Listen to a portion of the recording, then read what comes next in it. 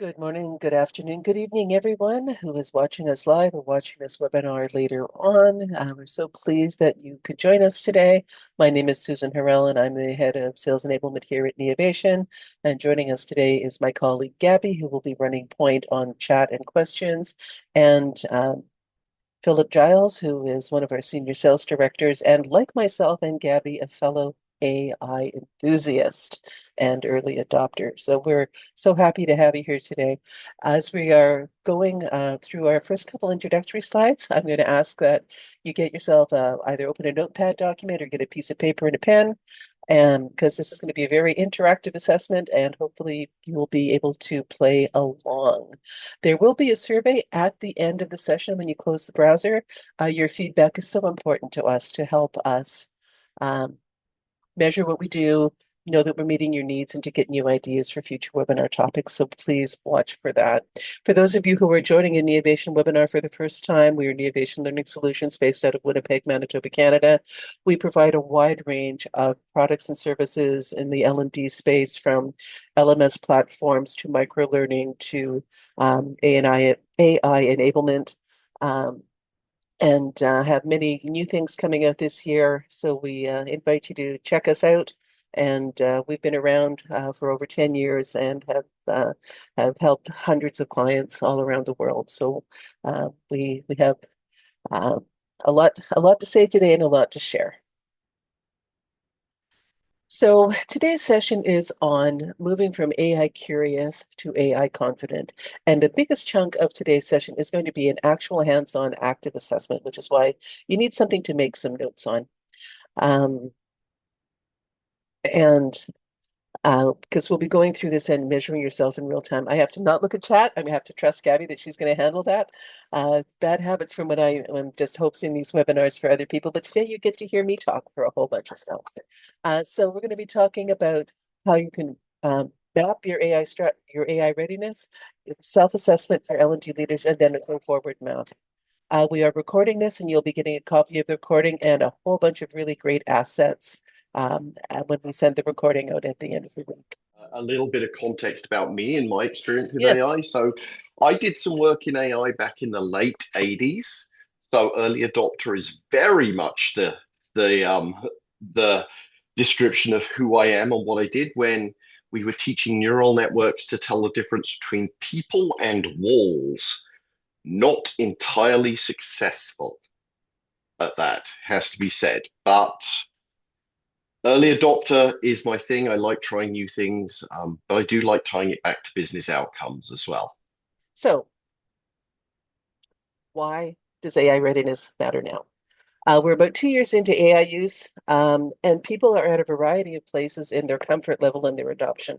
Early versions of AI seem to have a lot of hallucinations and limitations, but in the last 6 to 10 months, especially, there have been a whole bunch of new tools coming out, and the performance has gotten so much better. But there's still a lot of history in a lot of people's minds about AI being suspicious, as opposed to the valuable tool that it's turning into.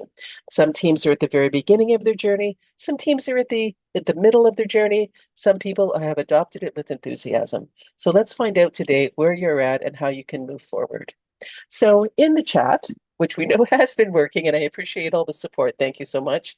So let us know with a letter A, B, C, D, or E where you and your team are at. This is just a gut check. We want to see where you think you are. So then at the end, we can think about where we can see where you really are.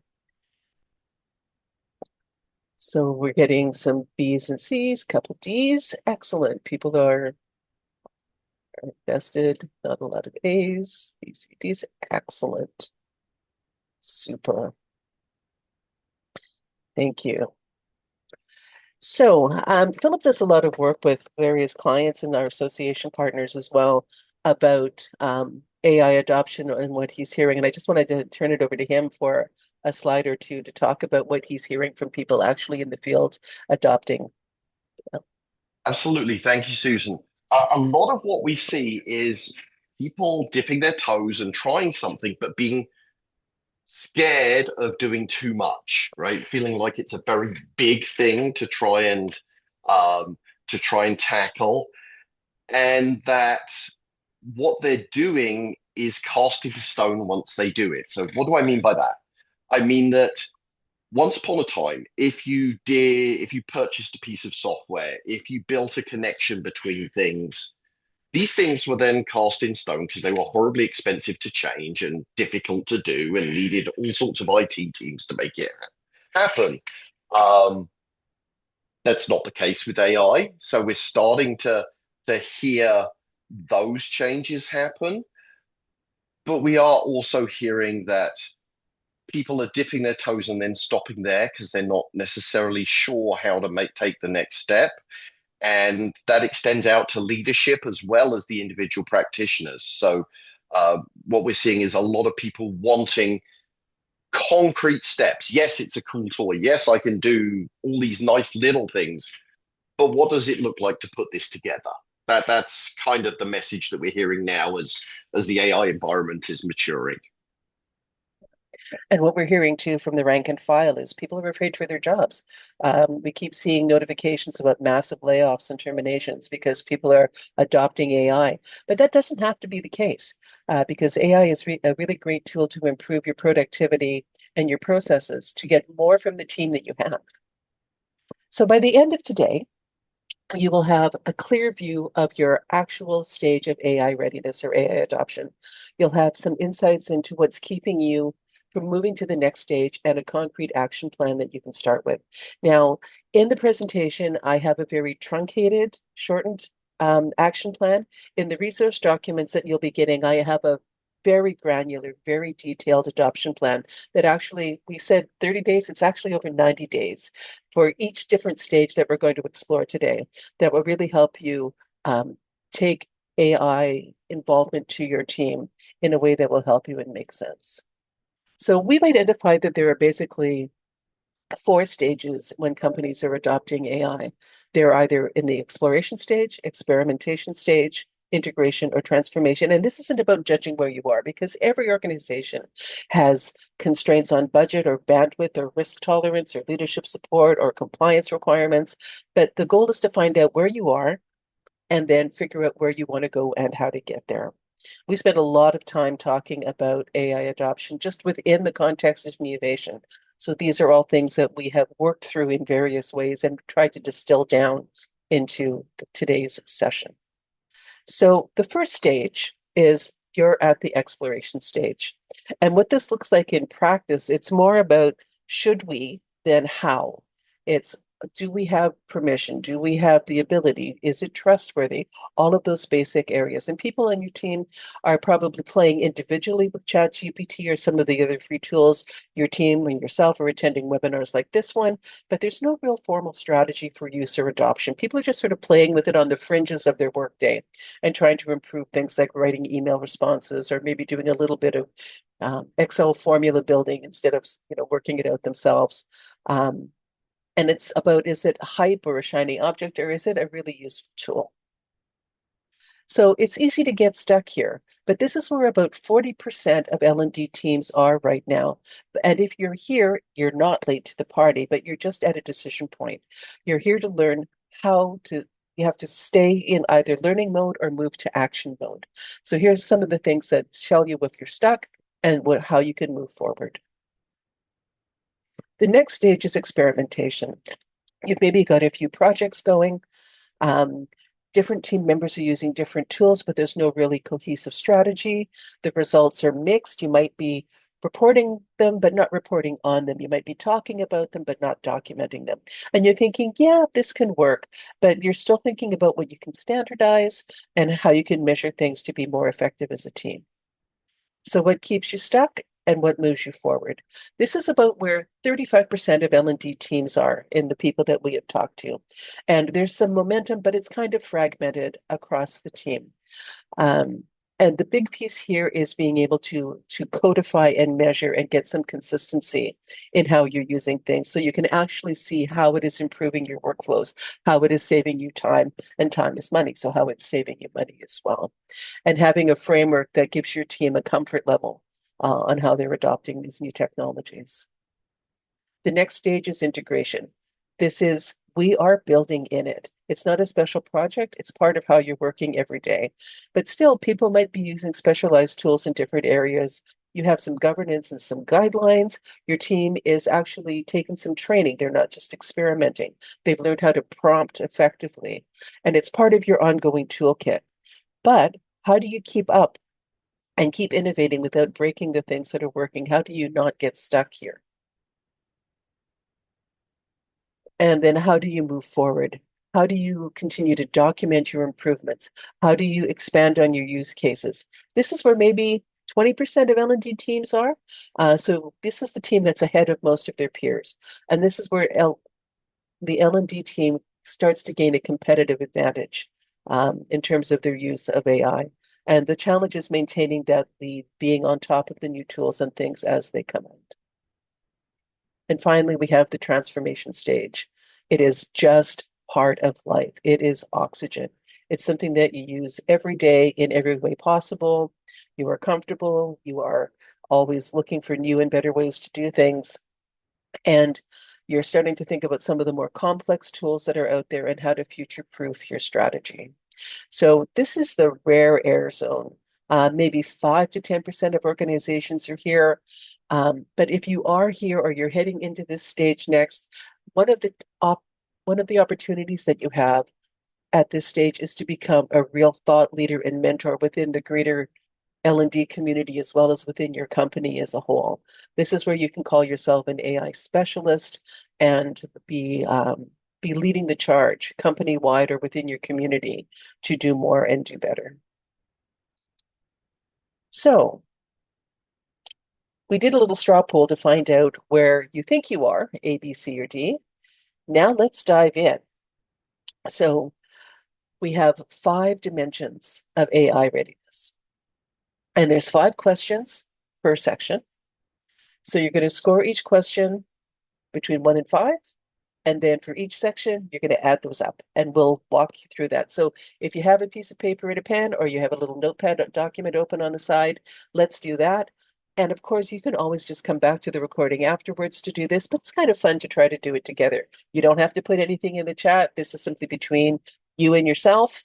But let's start exploring where you might think you are. And I'm hoping that you'll be able to do the scoring and follow along. And just to add one thing to that, Mhm. as we're going through it, be honest. Be honest Yeah. with yourself about where you are. If you're at a 1 for most of the things, you're at a 1 for most of the things. The important thing about journeys is knowing where you want to end up and knowing where you're starting, and then you can plot a journey. If you're not being entirely straightforward with yourself out of optimism for where you're starting, the journey takes some wrong turns. So I would certainly encourage honesty verging on pessimism. Yeah, this is not aspirational, this is actual. And I Yeah. would say to trust yourself that your first response is correct. We're going to move through these 25 slides fairly quickly because it's 25 slides. So be really honest with yourself. And if you think, I'm a 3, I'm a 3, I'm a 5, I'm a 1, go with that number. Don't overanalyze it. And it will be interesting as well for you once you get the recording to let every person on your team go through this assessment. Because while you, as a leader or an AI early adopter in your company um, may feel much more confident. Giving this to everybody on your team will show you where not the weaker links, but the softer uptake is, where people might need some reassurance or some coaching. And those opportunities will become apparent as we move through these slides. So we're ready to go? I have Let's one do more it. thing to add, Jump Susan. on in. Sorry to keep interrupting. No, no, Uh, do it. That's why we're here. Absolutely. So, and as you're scoring these, make sure that you're not picking the easy answers. So, if you've got a 3, is it really a 3 or is it a 2 or a 4? Yeah, If it's a 1, is it really a 1 or have you made some progress and it's actually a 2? So yeah, just some thoughts around that. It's really easy just to put down 3s and 1s and 5s, but yeah. 2s and 4s will get lonely and they're there for a reason as well. Excellent. So, I'm going to introduce each dimension to help you focus your mindset on exactly the questions that we're asking. So the first dimension is about strategic leadership and vision. And this matters because you can have the best tools and the smartest team, but if the leadership doesn't believe in AI or they won't fund it or give you time for it, then you're stuck. So this section measures your strategic support to move forward. So question one, does your executive leadership understand AI's potential for learning and development? 1, 3, or 5. Does your executive leadership understand AI's potential for learning and development? I use potential, I focus on potential specifically because it's not where you are now, but what you can do in the future. And I said we're going to move through these very quickly. Question number 2, is there a budget line somewhere specifically for AI initiatives? Some tools are free, many tools are paid, especially if you want privacy guardrails. So is there a budget for AI in your L&D?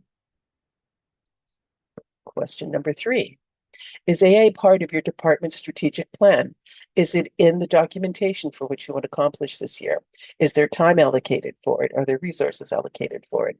Is it part of the plan or is it just something that's happening on the side? 1, 3, or 5. And you can do 2s and 4s, as Philip said as well. But we tried to make it as easy as possible for you to pick your answer.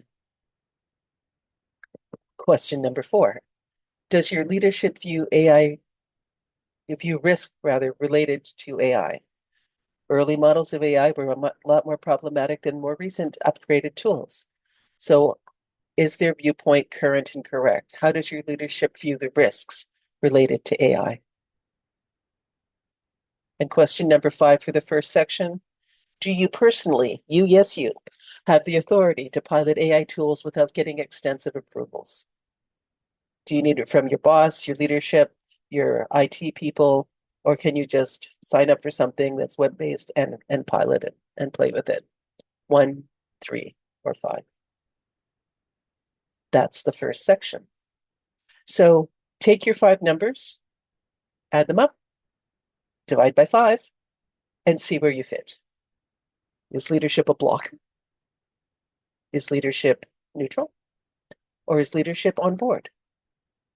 Put that number aside. We're going to come back to it later for the aggregate score. Make sure you just put it over there, and we're going to move on to the second dimension. Data and infrastructure. So dimension 2 is all about what your organization can actually support, because if your data is messy or your systems are closed off, that does not mean you should do nothing. It just might mean starting with some lighter weight use cases or getting some permissions to access things that maybe are blocked off for you in terms of data access. Again, 5 questions, 5 answers. So question 1, how clean and accessible is your learner data? Can you access it? Can you pull it out of your learning management system or your documentation? What is there for you to work with? And this can also be in terms of course builds or any other aspect of L&D. What does your source documentation look like? Question number 2. Can your current LMS and tech stack integrate with modern AI tools? This might be something that you need some help from your IT department. It really depends on your organization. But can you integrate with them easily? 1, 3, or 5. Question number 3. Do you understand what your organization's data privacy and compliance requirements are? Do you know what information needs to be kept confidential, what should be kept confidential, and what is open for the LLM models that maybe have a wider access and use your data to train? Paid instances are almost always guardrailed against being used to train the models, but if you're playing around with a free tool, you need to know for sure that you're not putting in any confidential or sensitive information where there are no guardrails. So do you know what your requirements are, what you're contractually obligated to keep safe? Question number 4. Do you have access to IT or support resources that will support your AI implementation? Do you have a dedicated AI person or tech IT person?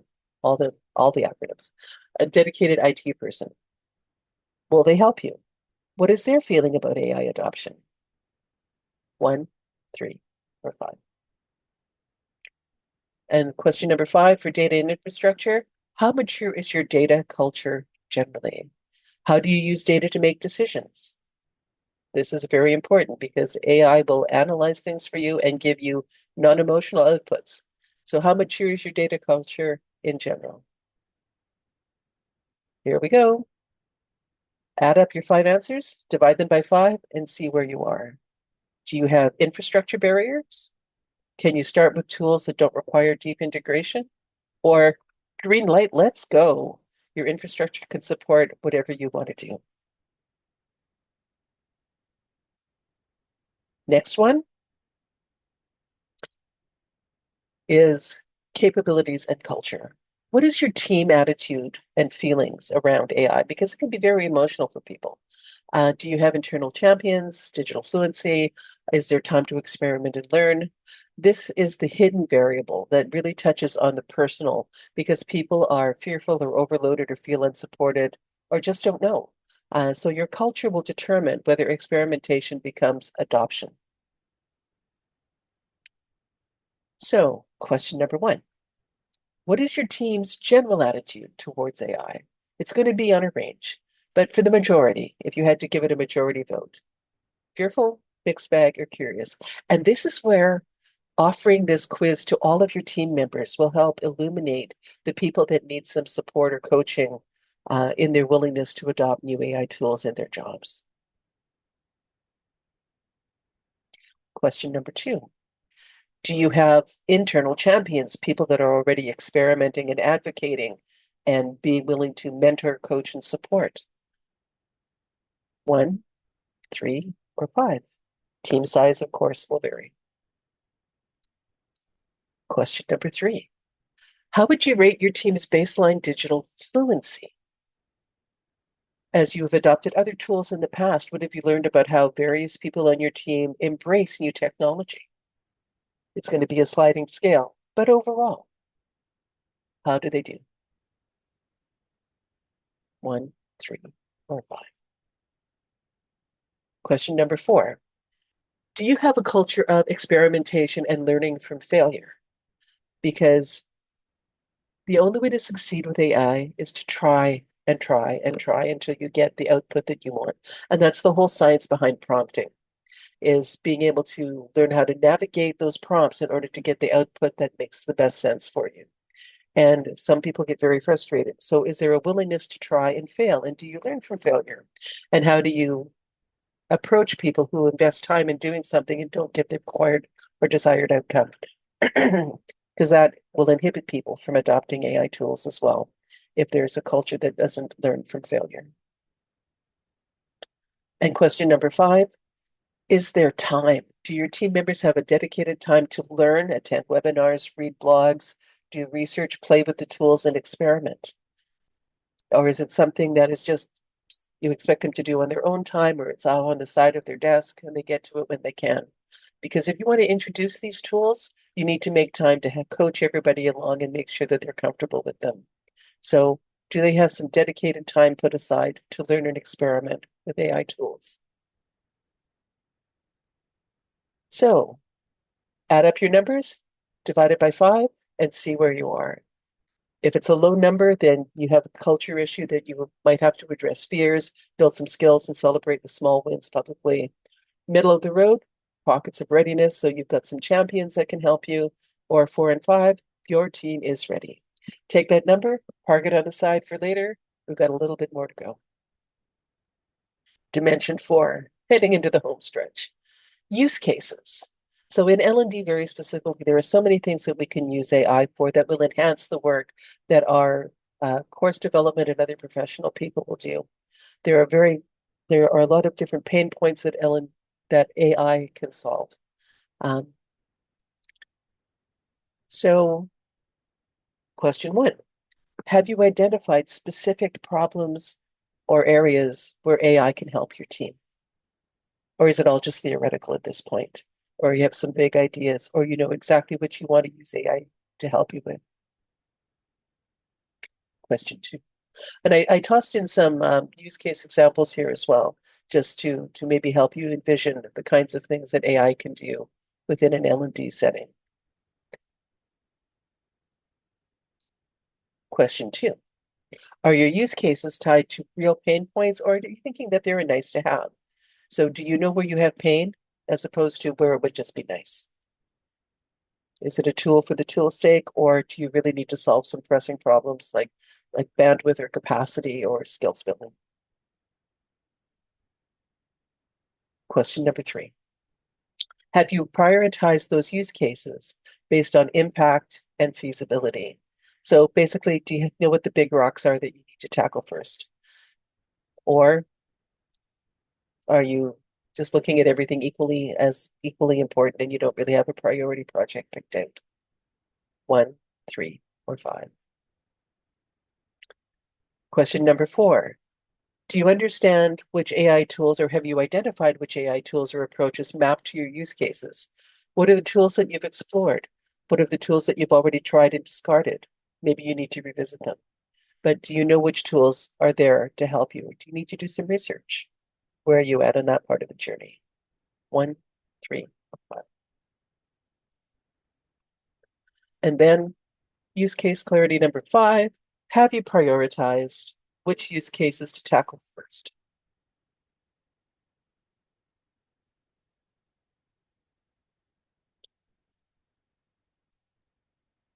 So then take your score, add them together, get your number, park it to the side. So I seem to be missing this slide. Um, Moving on to dimension number 5. Um, so this is about measurement and iteration. So AI adoption isn't just a one and done thing. It's a continuous process because you trust, you try, you learn, you refine. That's the whole science behind prompting. Um, and if you're not measuring the results and iterating and learning from what you've done, you'll never move beyond those pilots. So let's get into the last set of questions. So are you actually keeping track of your experiments? I mean, there's the playing around on the side piece, but for the things that are project specific, are you keeping track of what's actually working and sharing that information? 1, 3, or 5. Are you measuring activity, just time spent? Are you actually measuring impact? Can you say that it now took us 10% less time to write these sales emails or these social media posts or these course quiz questions or whatever aspect that you've been playing around with AI? Can you actually codify the time, or are you just saying, yes, we've spent X many minutes or hours working with these tools, or how many people are using them? How are you talking about and processing successes and failures? This is where the documentation piece comes in, and the ability to converse and share the good, the bad, the ugly about how you've been playing with AI and being able to revisit what you've done and then maybe reiterating some of it with tools as they are today. Because ChatGPT today is very different from ChatGPT even 6 months ago.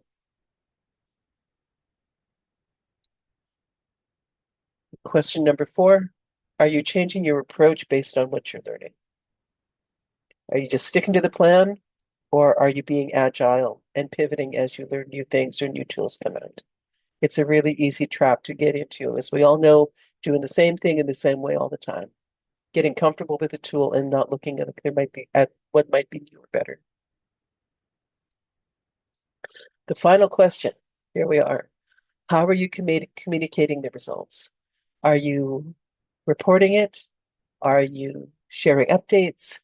Are you bringing leadership into the conversation to demonstrate that the proof is in the pudding, that these tools are saving you time? Time is money, making jobs easier, increasing capacity, increasing production time, lowering production time. I'm never sure which way that one goes. I guess lowering production time to produce more in less time. There we are. And keeping people informed so they understand the journey that you're on and you can increase leadership buy-in. So here we go. Add them up, 5 by 5. Where are you at in the measurement and iteration scoring? Okay, so you should now have 5 numbers. 5-dimension scores between 1 and 5, add them together, and you're going to get a score between 5, if it was all ones, and 25, if it was all fives. Here we go. So 5 to 10, you're at the foundation stage. 11 to 16, the building stage. 17 to 21, the scaling stage. 22 to 25, the leading stage. None of this is judgmental. It's just a planning tool to help you move forward. So let's get into how to move forward from stage to stage. So if you're at the foundation stage, if you had a lower score, then leadership might not see AI as a priority. Your team might be resistant or overwhelmed. You don't have maybe the budget or the tools or a clear roadmap or the time allocation. You're gathering information still, but you haven't taken any action. So at a very high level, here's your 30-day plan. Now, in the documentation we'll be providing you, I actually have a 90-day, very granular plan, as I mentioned, but at least this, for the first 4 weeks, will get you started. So it's pretty self-explanatory just to keep things moving along, but I think you'll like the 90-day plan a whole lot more. It's much more tick box action item-y. And one thing I'd add to this, Susan, is for Hmm. people not to overthink it, right? Yeah, Don't try and find the best thing for week one. What's the most repetitive, most time-consuming task? yeah, And therefore spend time choosing between them. Just pick one and do it. yeah, definitely. This is where you can get caught in the analysis paralysis piece. It's more important to keep swimming, to keep moving, and to try something and fail than it is to not do anything. Momentum is everything. Absolutely. If you're in the next stage, then your reality means that multiple people are experimenting, but maybe with different tools. Some things are working, some things are not. Excuse me. But you don't have any real standardized processes yet. Leadership is aware, but they haven't committed. Maybe they're uncertain, and you're not approaching it systematically in terms of being able to measure impact. Your plan is a little bit different. It involves looking at what people are doing and then picking a couple things to prioritize based on the impact and feasibility, and then talking to your leadership to present a case based on the results that you're able to get at this stage, because you want to move from scattered experiments to that focused execution. Moving up the chain, if you're in the scaling phase, then AI is part of your workflow. You've got some defined use cases and some clear ownership around it. You're probably tracking ROI, even at the most basic level, but you can speak to results. In my case, doing social media posts using an AI tool has saved me 3 hours a week. Absolutely. You can see that your team is trained, they're using the AI regularly, and you have some governance in place. You know what you can and cannot do with the data you can and cannot share. So here, you want to start building your playbook, and you want to make a playbook of an AI approach that is replicable, and shareable, because you're going to be training your team, new team members that come on board, and new team members coming into using AI, and you want to take advantage of everybody's knowledge, of that group mind, especially as people have been developing affinity to different tools. And then you can take it up to the next level because you can optimize what's working, learn from everyone's mistakes, and solidify the advantages that it brings to you. And this is one of the risk stages because this is where you have some stuff, it's working, um, but now people could go off and still do their own things and modify things. And someone starts adding this piece in, someone else starts adding that piece in, and all of a sudden, this thing that you consolidated in the previous stage just explodes out again. Um, and so there's just some risk there and something to be careful of with it. If you like a second phase of innovation within AI, we've got it, it's working, we need to document some stuff, and then people start tinkering. Now, not averse to tinkering, but having a process for tinkering is not such a bad thing. Yeah, definitely. And also, you keep people from duplicating effort because they are learning from the examples that have gone before. Again, remembering that the tools have changed and evolved. So a tool that was disregarded a year ago might come back into play, but having those notes about what didn't work the last time might help the next person who wants to explore it again.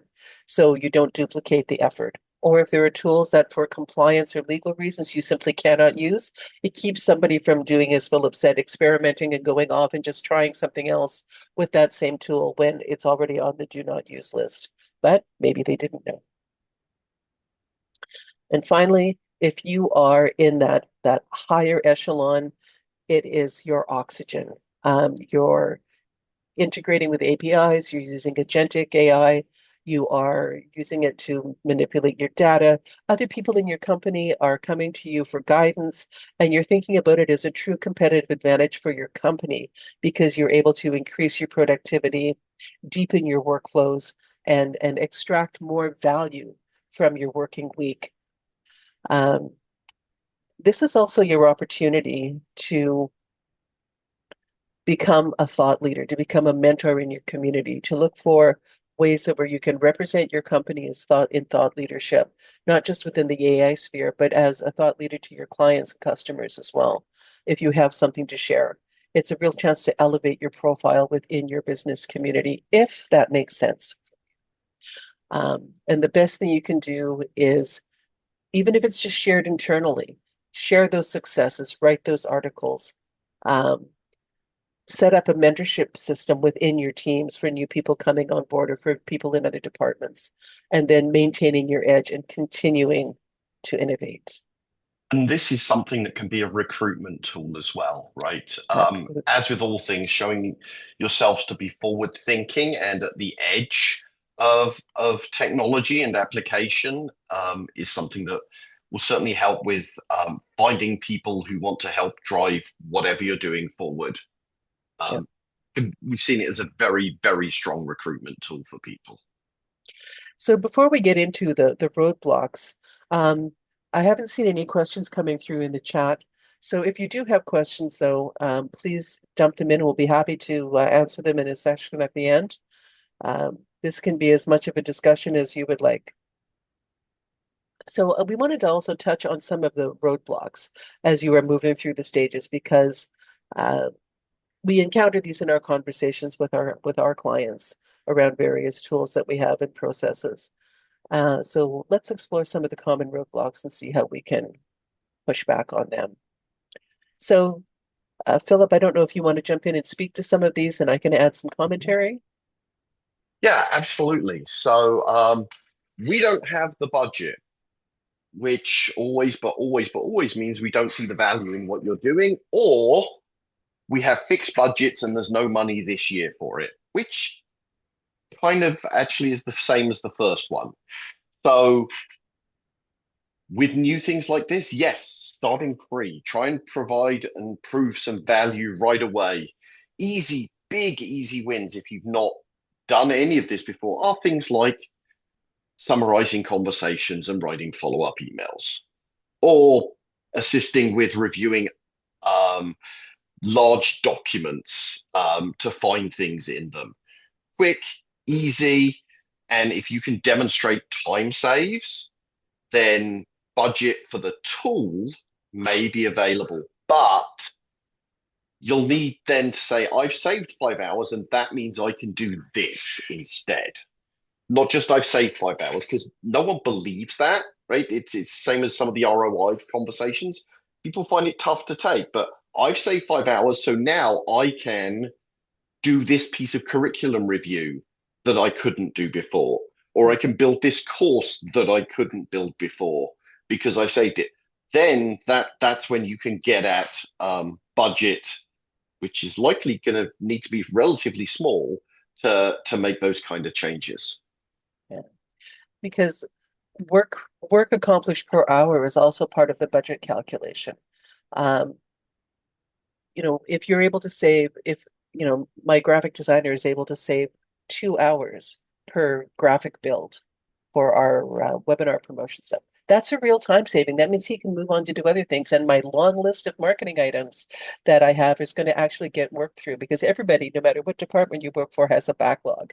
So the faster you can demonstrate that value and just in how much more work you can get done, makes your team more valuable, gives them many more skills that they can use, and keeps you moving forward. Leadership just doesn't get it. Philip? Yeah. Leadership doesn't get it. Leadership, which means you've not spoken their language, probably, unless you have particularly difficult leadership that doesn't want to get anything, but that's a different problem at that point. But what it means is relate your language to what how they talk and what they're looking for. So this goes back to a budget piece, really. It's uh, time, money, same thing. If leadership sees an increase in productivity that you can then tie to end results of some sort, business outcomes, ideally, then likely they'll be able to get it. Needs to not be about the technology, though. Needs to be about the outcome that they're going to see. Maybe it could be things like we're using we're using Claude to review the data that's coming out of people consuming this course or these set of courses and the outcomes then on their performance. And because we can do that kind of analysis quickly and easily, we can do a lot more of it. And so we can see that we tweak this, we should see this business outcome. So those kind of things leadership will accept and will listen to. So it's all about right or wrong, speaking leadership's language and then being able to show them business outcomes related to it. And hey, quick hint, you can ask the LLM models, the AI models to help you do that. They'll help you write that kind of one pager to justify things. So take a look at those kind of things, and then you'll be able to help your leadership team get it. Fabulous. Thank you, Philip. Concerns about quality and accuracy. Philip? Yeah. AI did not do itself any favors 2 years ago when hallucination was rife and accuracy was less than good. It's much better now, but I understand people's aversion to risk and the challenges that come in with that, which is why you shouldn't give something to AI and then not pay any attention to it. Right? What it can do is summarize a document and give you action points quickly. But then you need to look at those and does this seem reasonable? So it's not replacing yourself in generating a storyboard or summarizing a subject matter expert interview or those kind of things. It's doing some of the quick work that might take you 2 hours, it can do in 2 minutes. And so you can then spend a longer amount of time reviewing that, making changes, updating it, and then tell the AI that, hey, you got these things wrong, don't do it next time. Um, but yeah, I mean, be careful about the risk level. Look at the low risk options. And Susan's got these spot on here, right? I mean, first draft, summarization, translation, quiz generation, these are all low risk. Medium risk, Yeah. outlines. Yeah, learning objectives, scenario scripts, and then compliance training content right at the higher end. So start with the lower risk pieces, learn to watch for as you're tackling the higher risk pieces. But it's not a replacement. It what it enables you to do is do things better because you can spend times on the things that you really need to think about rather than things like conversation summarization. So quality and accuracy is less of a problem than it was, but it's not perfect, so you should pay attention. Yeah. Yeah, it's trust but verify. All AI output needs to have human hands and eyes look at it, whether it's text or images or data, just to make sure that it makes sense. And the team is completely overwhelmed. Yeah, so start with something simple and tedious that will actually save you time right away. So, summarization of calls, writing follow-up emails from calls. So, doesn't take you any more work. It will save you time day one Writing questions based on source material will save you time day one. So, yeah, let's not create lots of work for people. The work is as you approach, tier three or tier four of the maturity spectrum that Susan's illustrated. Then there might be more work, but there are some really big wins right up front. So, what are people complaining about? What's easy to replace? Excellent. And we don't know where to start. So Yeah, you pick start. somewhere. Yeah, you just start. Your biggest enemy is going to be inertia. Absolutely. It's just time to find a tool, try something, pick one task, one tool, and don't overthink it. And it's fun.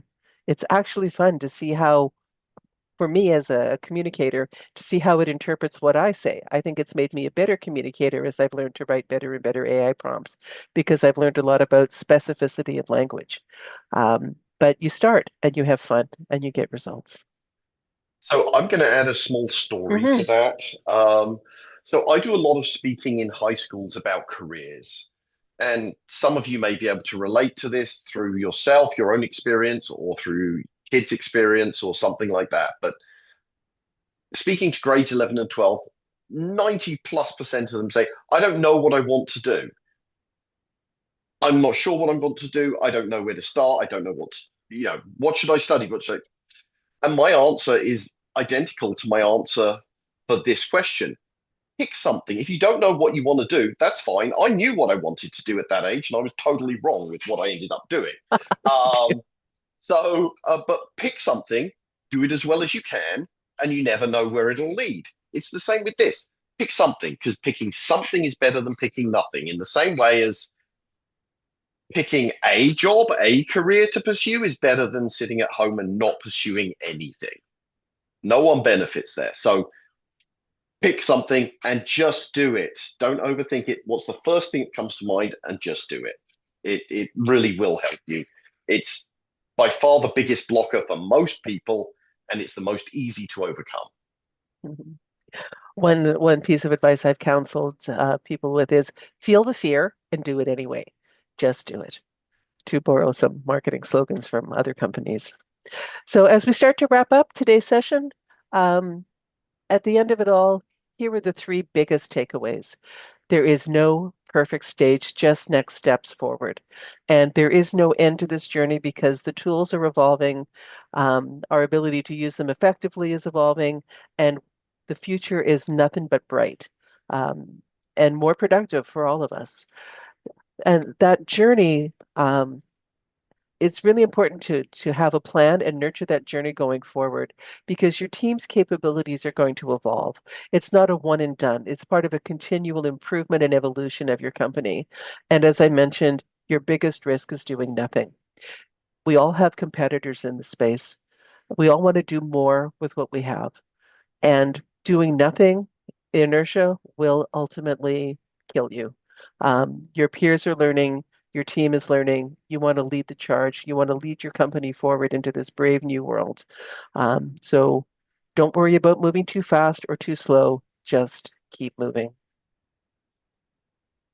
So if you've gotten to this point and you're thinking, oh my goodness, there is so much here and I don't know what to do, we are happy to book some time with you to talk. It's not about a sales pitch or anything like that. But if you're coming out of this session thinking, I just want to talk to somebody who's helped other teams, L&D teams navigate that, we'd love to have that conversation. We are offering a series of webinars focused primarily on AI. Please consider joining those to gain more knowledge and to connect to members of our team. Um, but we are here to help, and we have a whole suite of products and services as well that can supplement what you're doing. Um, and Philip has also talked to various organizations and associations about AI adoption within their membership or within their client bases as well. Did you want to just speak about that adventure briefly, Philip? Sure, absolutely. So one of the things I spend a lot of time doing is speaking to associations, members, companies about how to do some of the stuff that we've just talked about, how to start, what some of the options look like. how we might be able to help, what it looks like to put these tools together, and so on. So, always happy to chat with someone about that. It's speak with people all the way from what's chat GPT through to people who know more than I do, um, and hopefully provide some insight each way. But always thrilled to talk about these things and provide some assistance wherever you are in your journey. Absolutely. So as we pull into the home stretch here, we will be sending out the recording as soon as it's ready. It's going to require a little bit of editing to make it shareable for you all. So we'll get that out to you, and with that will be links to the various resource documents, including these very granular, in-depth action plans for every stage that will move you forward through the next 30, 60, 90 days into the next quarter and the quarter beyond to get you to where you want to be. I've put together, excuse me, um, a bit of an AI toolkit and it's really becoming more of a how to make decisions and purchase or select AI tools rather than just a line list of tools. You can get that anywhere. AI can give that to you. But this is more about the things to consider when you're approaching the various platforms and what their strengths and weaknesses are. And I'm going to include just a little cheat sheet on some L&D use cases that are tied to the readiness stages so you can see where you are and where you need to go next. Now, there was one question that came through about data, that servers are often outside of the US, and the person that asked said that they have products with features they cannot use because their state government organization requires domestic servers. Um, Unfortunately, data housing is an issue, and companies will have requirements. We run into clients all the time where their data must be housed in the US or their data must be housed in Canada. It is an unfortunate restriction of data security, especially within government. And it may, at this time, not be something that can be easily overcome, but it's certainly a changing landscape as these tools become more adoptable. I remember a time when businesses wouldn't let people go on the web in their offices on their office computers. And then look where we are now. We're all meeting virtually. So the technology and the data security issues, I think, will change over time. Is there anything you want to add to that, Philip? No, I think as we're coming up on time, that was a fantastic summary. Thank you, Susan. Okay, great. Thank you all for spending time with us. Really appreciate it. I'm always open to chatting with anyone about AI, whether it's something we can help with or whether it's how to best build neural networks. Very happy to do any of that. So just reach out. Thank you so much, everyone. We will see you next time in the next webinar. Have a great day.